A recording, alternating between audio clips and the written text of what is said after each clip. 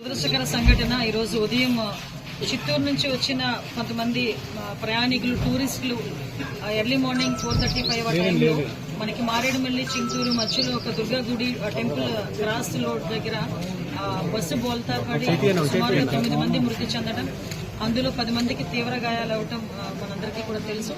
నిజంగా చాలా దురదృష్టకర సంఘటన. వాళ్ళు ఎంతో దూర ప్రాంతాల నుంచి దేవాలయాలన్నీ కూడా దర్శించుకోవాలనే ఉద్దేశంతో సింహాచలం వెళ్లి, సింహాచలం నుంచి అరకు మీదుగా భద్రాచలం వెళ్లి అక్కడి నుంచి వెళ్ళాలి ఒక ప్లాన్ ప్రకారం వాళ్ళందరూ కూడా ఒక బస్సు బుక్ చేసుకుని రావడం జరిగింది. మాక్సిమం అందరూ కూడా చిత్తూరు డిస్ట్రిక్ట్ వాళ్ళు, కొంతమంది బెంగళూరులో సెటిల్ అయిన వాళ్ళు కూడా ఉన్నారు, కొంతమంది పలమనేరు టౌన్ నుంచి కూడా ఉన్నారు.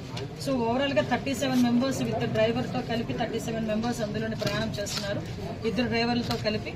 అందులోని 9 మంది మృతి చెందడం జరిగింది. అందులో పలమనేరు టౌన్ నుంచి ఒక 2, చిత్తూరు టౌన్ నుంచి ఒక 2, అదేవిధంగా తిరుపతి నుంచి ఒకరు, తెనాలి నుంచి ఒకరు, బెంగళూరు నుంచి ఒకరు, ఇంకొక బెంగళూరు నుంచి ఇంకొకరు. ఓవరాల్ గా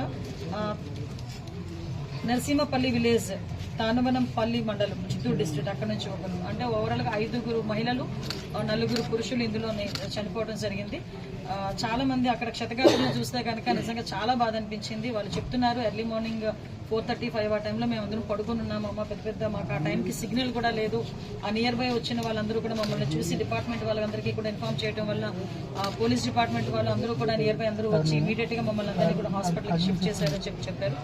ఇమీడియట్ గా గౌరవ ముఖ్యమంత్రి గారి ఆదేశాల మేరకు మన లోకల్ ఎమ్మెల్యే శిరీష గారు, అదేవిధంగా కలెక్టర్ గారు, ఎస్పీ గారు, police department, fire department, SDRF department అన్ని కూడా ఇమీడియట్ గా వచ్చి రెస్క్యూ ఆపరేషన్స్ చేసి యాజ్ వెల్ యాజ్ పాసిబుల్ ఇక్కడ చిత్తూరు హాస్పిటల్ కూడా క్షతగాత్రులందరినీ కూడా ఇక్కడ తీసుకురావడం జరిగింది. వీరందరికీ కూడా మెరుగైన వైద్యం అందించడానికి రాజమండ్రి నుంచి కూడా కొంతమంది ఆర్థోపెడిక్స్ డాక్టర్స్ అందరినీ కూడా ఇక్కడికి షిఫ్ట్ చేసి వీళ్ళందరికీ కూడా ఇక్కడ ఇమీడియట్ గా ట్రీట్మెంట్ ఇవ్వడం కూడా జరిగింది. ఈ రోజు ఇప్పుడు వెళ్లి అందరితో కూడా మాట్లాడాను. ఒక్కొక్కరిది ఒక్కొక్క దయనీయమైన గాథ. ఒక ఆమె నా కూతురు అల్లుడు చనిపోయారమ్మా అని చెప్పి ఒక ఆమె బాధపడడం, ఇంకొక ఆమె అయితే నా భర్త నా కళ్ళ ముందే చనిపోయాడమ్మా అని చెప్పడం నిజంగా చాలా దురదృష్టం నిజంగా.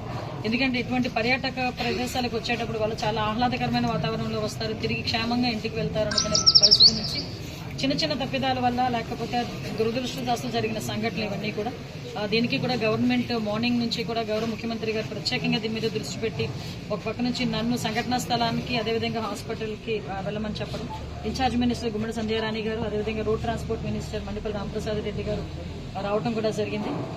ఇప్పుడే గవర్నమెంట్ కూడా స్టేట్ గవర్నమెంట్ కూడా మృతుల కుటుంబాలకు 5 లక్షల రూపాయలు ఎక్స్గ్రేషియా ప్రకటించడం జరిగింది మృతుల కుటుంబాలందరికీ కూడా. అదేవిధంగా సెంట్రల్ గవర్నమెంట్ నుంచి 2 లక్షల రూపాయలు మృతులకి ఎక్స్గ్రేషియా, అదేవిధంగా తీవ్రంగా గాయపడిన వాళ్ళకి 2 లక్షల రూపాయలు మన స్టేట్ గవర్నమెంట్ నుంచి, సెంట్రల్ గవర్నమెంట్ నుంచి ఒక 50,000 రూపాయలు సెంట్రల్ గవర్నమెంట్ నుంచి కూడా ఇవ్వడం జరిగింది.